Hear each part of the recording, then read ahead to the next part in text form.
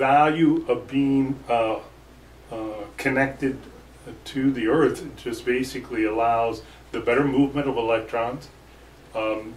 Try ungrounding your white wire.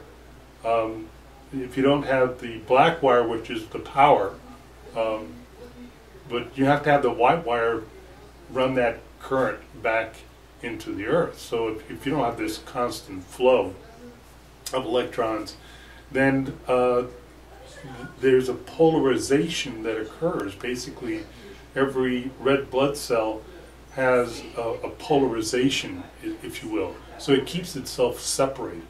So those red blood cells, as they separate better from each other, you get literally a better fluidity of the red blood cells. So then it can oxygenate itself better. There's not so much of this clumping characteristic that is commonly seen.